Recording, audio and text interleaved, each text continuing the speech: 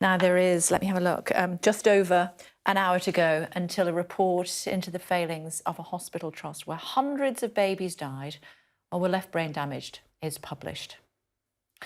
Among them, hoping to get answers this morning, is the Reverend Charlotte Cheshire, whose son has been left with multiple health problems as a result of what happened in Shrewsbury. Hi, Charlotte. Thank you for joining us. What do you hope for from today? I very much hope for answers to what happened, both for my own family and for the other families involved.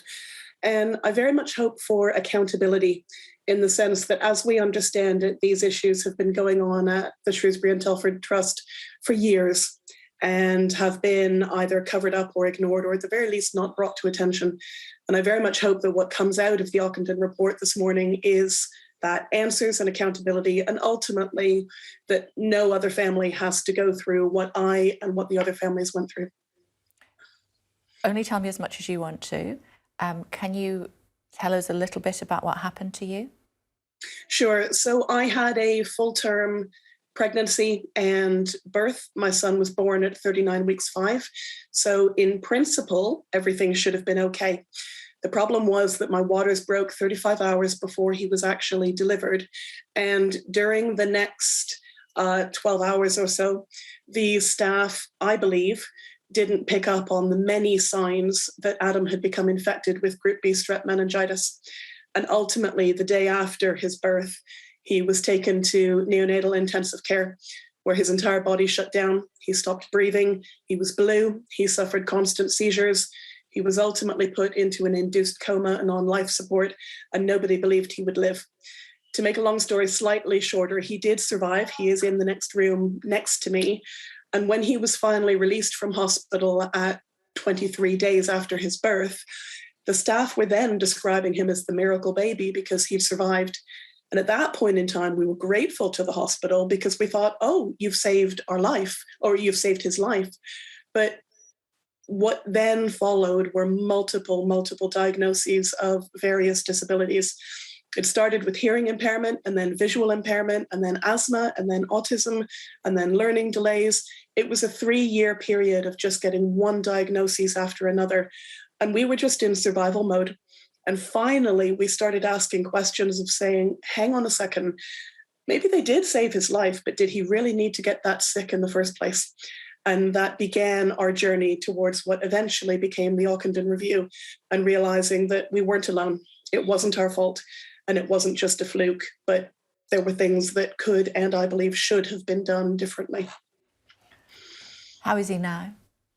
Adam is 11 years old now. Developmentally, he's approximately age 3 to 4.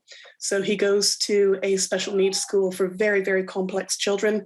As I say, all of those diagnoses are still in place, so he's immensely complicated. He requires 24/7 supervision. The odds of him ever living independently are virtually nil. It's changed our lives forever. And when he's happy, he's gorgeous and he's lovely and he's my baby and I adore him.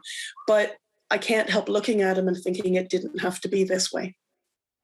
When you realised what had happened to him, and then you got diagnosis after diagnosis after diagnosis, and then you realised that the hospital was not being completely honest with you, but then you were stonewalled when you tried to find out more information. I can't begin to imagine the level of frustration that you must have felt. What was it that kept you going on to try to get to the truth and for somebody to be held accountable for what happened to your little boy? Sheer determination, because ultimately, as you hinted at there, to the best of my knowledge, no investigation was ever done. Or if there was one, then it was one of those internal ones that didn't involve us in any way.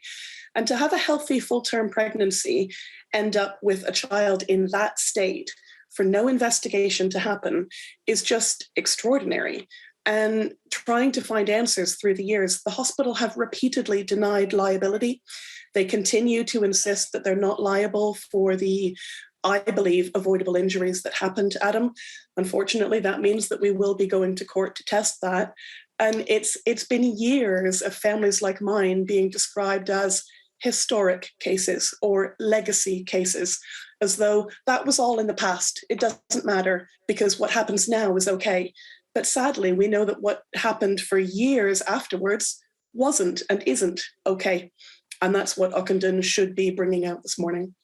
We are out of time, but I did just want to ask you finally, Charlotte, how did the belief in your God help you through this process? Ultimately, I believe that the events that I've been through are hopefully obviously horrendous, but my faith has, even though I've been clinging on by my fingernails at times, it just leaves me feeling that I'm not alone in the midst of these really, really difficult situations, and it gives me strength. Okay, well, we'll find out in the next hour what the report says, Charlotte. I hope the baby is as well as can be expected and that you have a peaceful day ahead. Thank you. Thank you.